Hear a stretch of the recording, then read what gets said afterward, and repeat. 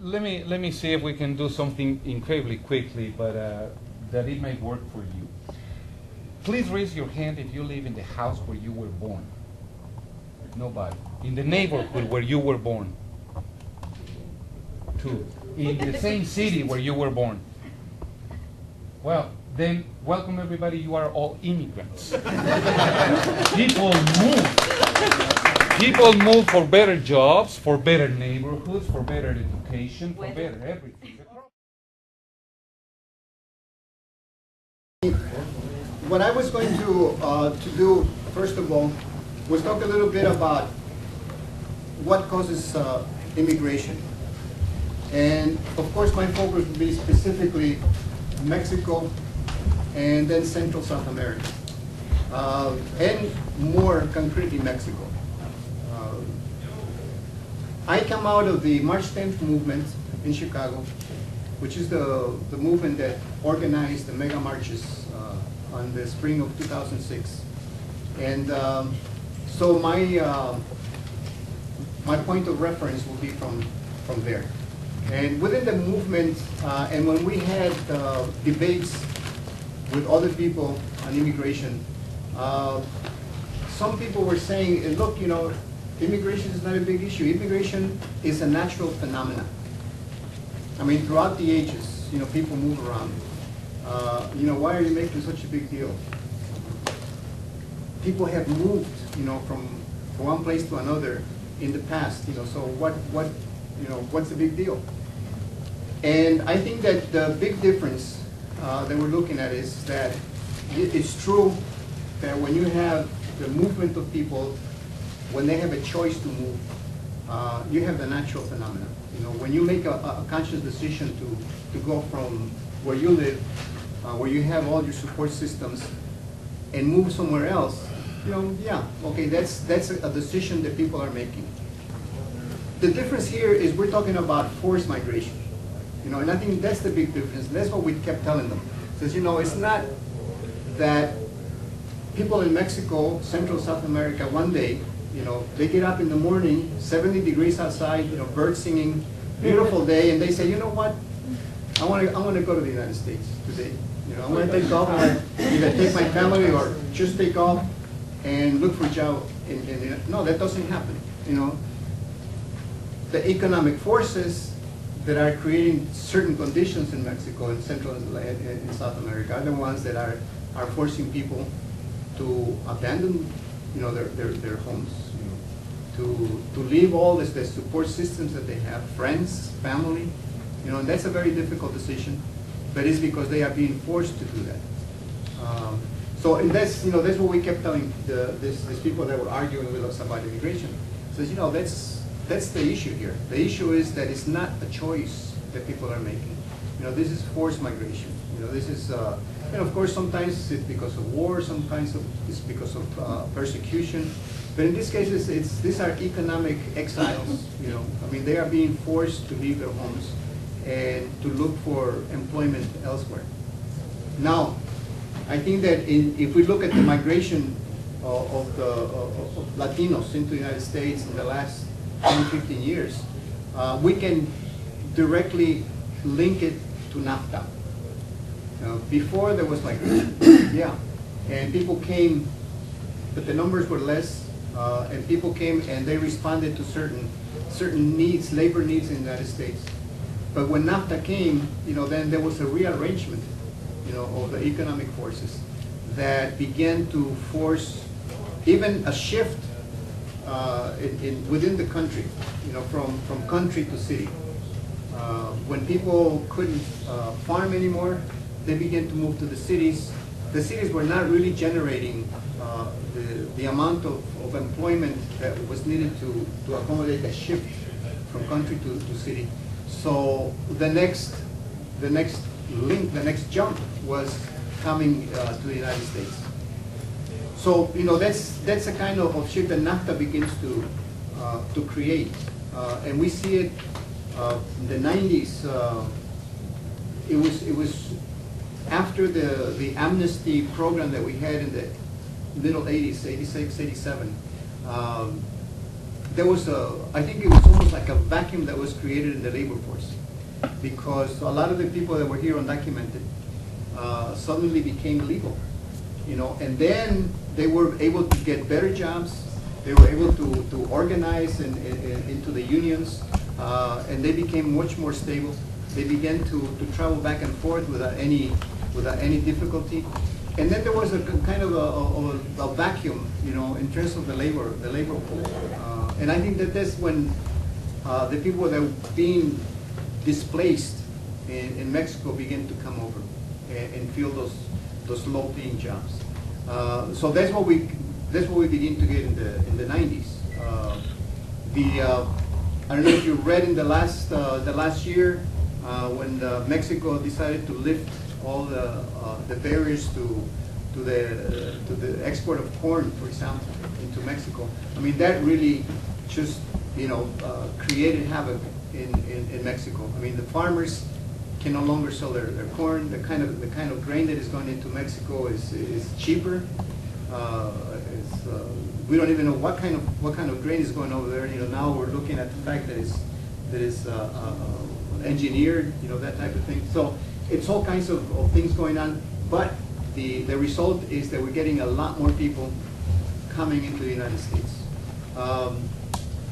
Once they are here, they begin to work in probably the lowest paying jobs, the most dangerous jobs that we have.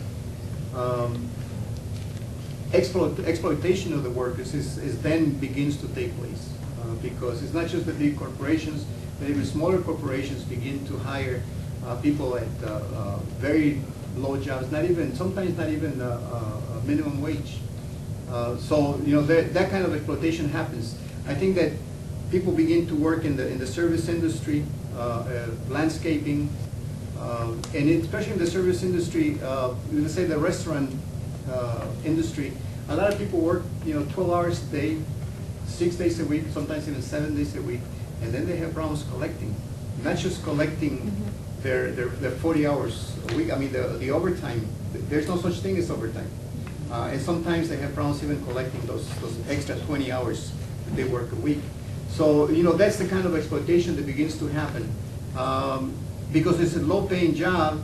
They have to have 2 jobs to be able to support a family. So that's the kind of conditions that begin to build up on this side. Now, I think that and now what we have now is all the raids and deportations. I mean, I don't know if you've been reading about all of them, the meat packing companies, restaurants. It's going on every day. In Chicago, we have a lot of people that are being detained. The ICE is coming to their homes, and they're taking the parents, or they're taking the father away. So that's going on even as we speak. So then there's a lot of children that are being left without a parent. The minute they take either the mother or the father, then the economy of that family is cut in half. And so it's a very difficult situation. Now, the interesting thing here is that the raids and deportations are supposedly being done because people are here illegally and they violated some kind of law.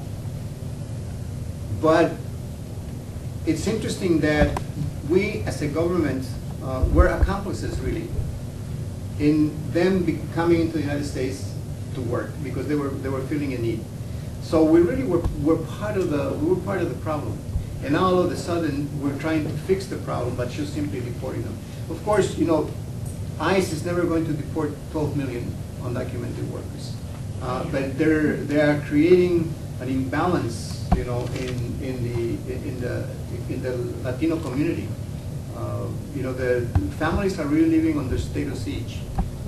They don't know when they're going to come and get them, and so we read stories that when ICE moves into a small town, that town really becomes a ghost town.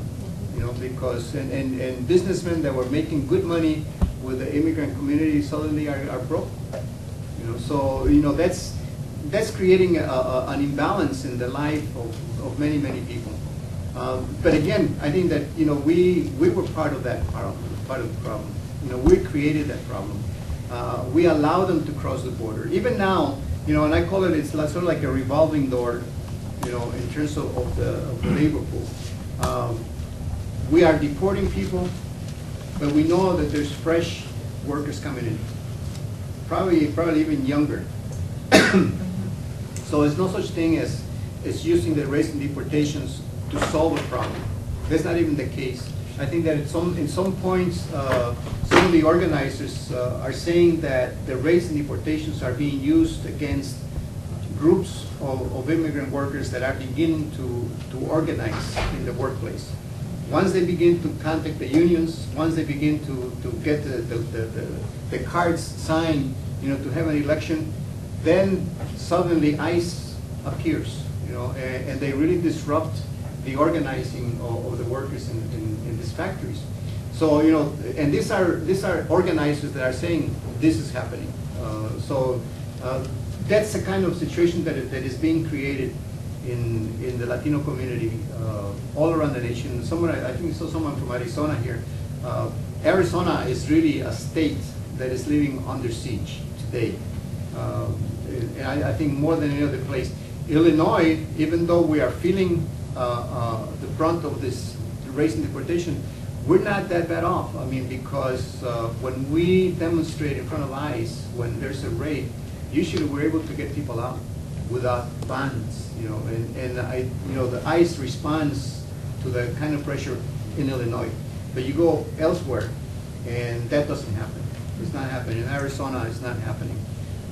There's the detention centers that are being built, and those contracts are not, small contracts. Those are big contracts that are being given, and unfortunately, these are being given to Halliburton. Okay, so that's the one that is building the detention centers around the nation. And of course, once you have a detention center, you have to have all kinds of services. You have to have maintenance. You have to have food, clothing, social services, medical services in that detention center. So then it becomes an industry. And when it becomes an industry, then you begin to have a lot of people a lot of economic interest involved in not having a solution come up. And then we had the right wing of the Republican Party fighting against us. Now we're going to have this other new economic interest that is being developed as a result of the immigration issue that is going to be fighting us. So it begins to get a little tricky. Yeah, I'm from Pittsburgh, Pennsylvania, and I do have a sort of like a problem with the guest worker program. Personally, I'd like it eliminated. What is your stand on that? And what do you see in the future in Chicago, which has a large population of Latinos and other minorities? The guest workers program, the Marxist movement is against the guest workers program because the way that they come in, they really become the slaves of the company that brings them in. They're not, they're very difficult to unionize them. They're susceptible to abuse.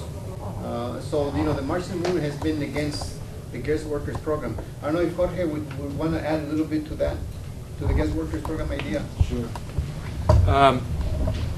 Hi everybody, Jorge Mujica. Let me see if we can do something incredibly quickly, but that it may work for you. Please raise your hand if you live in the house where you were born. Nobody. In the neighborhood where you were born. 2. In the same city where you were born. Well, then welcome everybody. You are all immigrants. People move. People move for better jobs, for better neighborhoods, for better education, for better everything. The problem is better weather. I mean, African American population were the first massive migration to the north of the United States. They moved by the hundreds of thousands, 80 years ago. Everybody's an immigrant, and if you assume it, you can start understanding the problem of immigration. People are going to keep moving, regardless international borders, false lines painted on the ground or walls. It doesn't matter what, people move. Problem is, the system in the United States is not allowing people to move freely. They require this document, you know, that it didn't exist 40 years ago, by the way, or 50. This green card and the permit and the permanent resident visa. That's why everybody came legally, because there was no way to come illegally. You just landed on Ellis Island and you walked in, you know, and then you became a citizen, and that it was it. It's only after the Second World War when the system starts getting complicated more and more and more and more.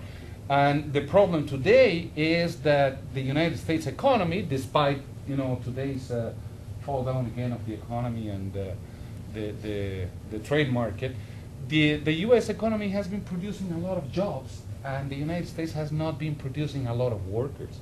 You know, families used to be 3, 4, 5, 6 kids. Today, families are 1 kid or 2 kids, and the economy is 3 jobs and 4 jobs. So who's going to be filling up those jobs? Well, obviously people from other places, people that come here to work, but they are not allowed to get a visa, a working document. The problem is not immigration. The problem is the system that doesn't give you the paper. That is where the problem resides. And what we believe, and that's the backbone of Omar's platform and campaign, is the whole immigration system has to change from a family-based immigration system to a worker, the need of a worker system.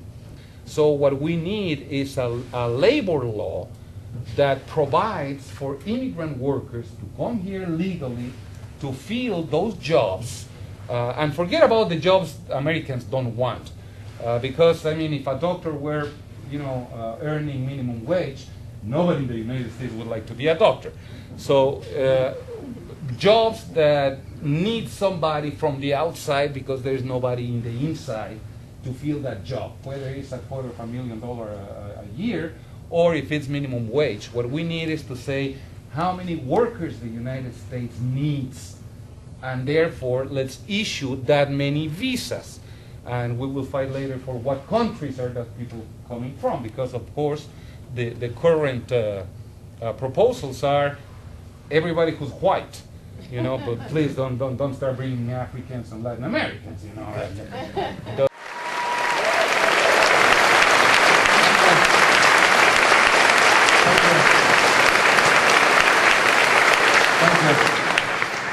I'm going to take the liberty of addressing the fellow Greens that have come from other parts of the United States and our Spanish speakers. Quiero darles la bienvenida a todos nuestros compañeros verdes que han venido de otras partes fuera de los Estados Unidos. Bienvenidos a Chicago. Chicago, la ciudad que está constituida por barrios de familias trabajadoras. A Chicago, que es la ciudad que ha restablecido el verdadero significado de lo que es Mayo 1, Día del Trabajo en todo Estados Unidos. Bienvenidos a Chicago.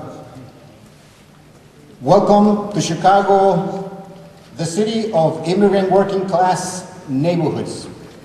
Welcome to the city that has recaptured and reestablished the true meaning of May 1st for all workers across the nation.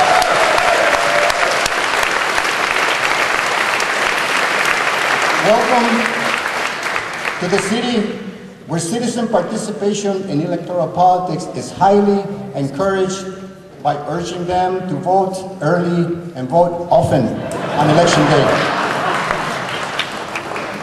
I want to thank all of the men and women of the Green Party who have worked so hard to make this convention a learning experience for all of us and for making us part of this historic event in the United States. I'm running for the U.S. House of Representatives in the Illinois 4th Congressional District, and I am very proud to be a Green Party candidate.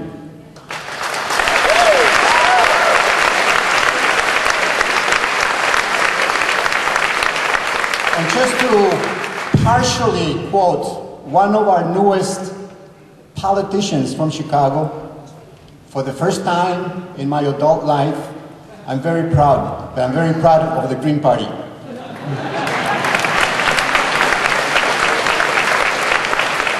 And as a proud Green Party candidate, I'd like to share with you some of the things about the Latino community and what the Green Party represents to the thousands of progressive Latinos around the nation. The Green Party appears in our horizon at a time when the progressive forces in our communities are in the midst of a monumental struggle. As other Americans, Latinos face economic hard times, lack of adequate health care, and inferior education. Our families are suffering the consequences of the failed policies of the Bush-Evo cabal. But in addition, these policy failures, and because of those policy failures, our communities are being literally torn apart by a broken immigration system which focuses primarily on enforcement. Families are being separated every day by raids and deportations, and children are being left without a parent at a time, or many times without both parents after these raids. More than 12 million working families live in fear that they are going to hear that knock on the door in the middle of the night. Our communities live under state of siege. The immigrant communities around the nation came out to vote in the last elections and helped defeat anti-immigrant incumbents and challengers. Our vote, combined with the anti-war movement vote, sent legislators to Washington with the mandate to end the war in Iraq and to fix a broken immigration system. We all know exactly what they did once they got to Washington. And so, young Americans continue to be killed in an illegal and unjust war, and immigrant families are still being denied the right to work and care for their families. We ask Latino voters to replace Republicans with Democrats. And the Latino community in every persuasion turned out in record numbers across the nation. And we voted for Democrats. And today I wonder, what party are we going to ask them to vote for? We know.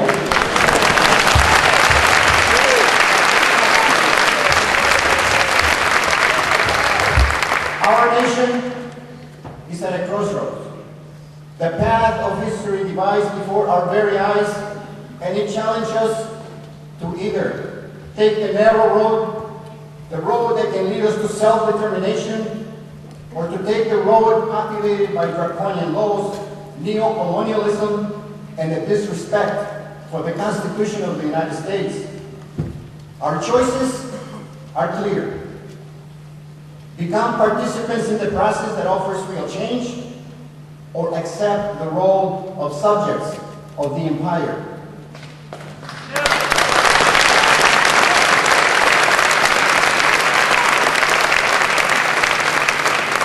Should we decide to take the road to self-determination, we need a vehicle that will take us down that road. And there is no doubt in my mind that that vehicle is the Green Party.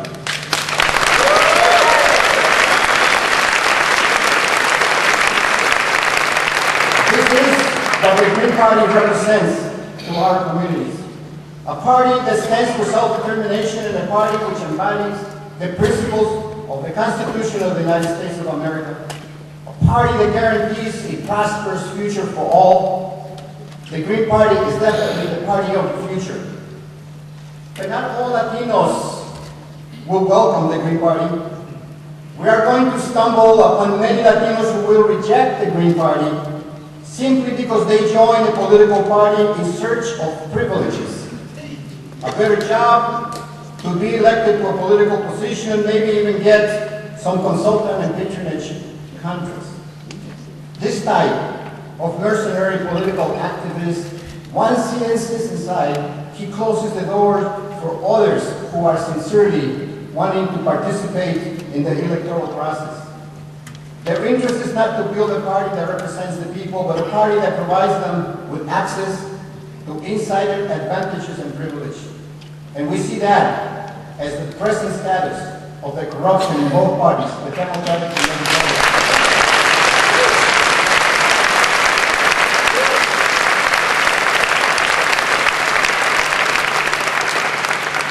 Joining the Green Party means uniting with a party that shares our cause. It means recognizing that this party shares principles which resonate and reflect the same principles that our movement proclaims. People will join the party to change oppressive conditions and improve government.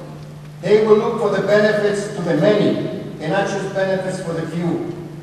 We want Latinos to join the Green Party, but it is our responsibility, each one of us, it's our responsibility to make the connection between the party's principles and the concrete here and now reality of our communities.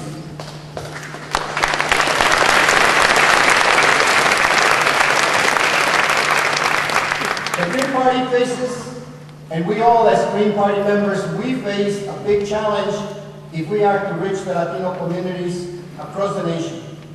The message needs to be clear and proclaimed throughout the nation that the Green Party is open for us to embrace. And this message must be reinforced with concrete projects and advocacy positions which the party assumes, such as immigration reform, labor law reform, and economic justice. We must seize that cubic centimeter of opportunity that history is offering us to organize.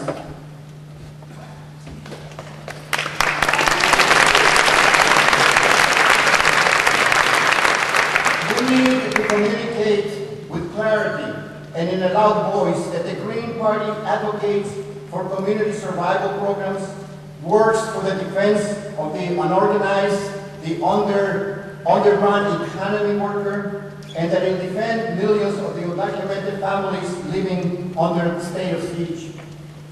We need the Green Party. Without the direction of the progressive party, there can be no real change in the political direction of this nation. Without a party with a progressive ideology, all of our efforts to change the system will become self-regulatory. The greed and the big corporations simply shifts in its priorities but continues to be greed. So we need a party that has a progressive ideology, and that is the Green Party. So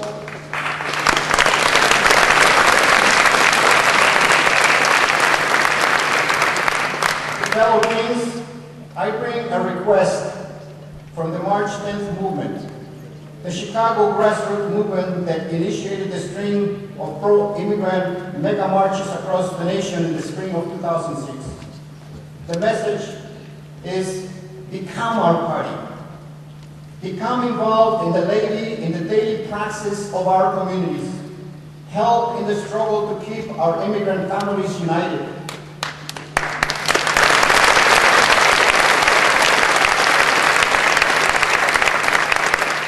Partake in the fight to protect workers' rights and to reestablish the right to strike and the right to organize in the workplace.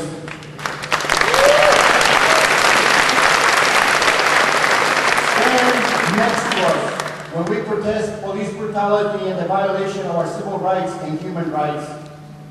We ask this because we believe the Green Party is the party of the future, and our immigrant communities are an integral part of the future.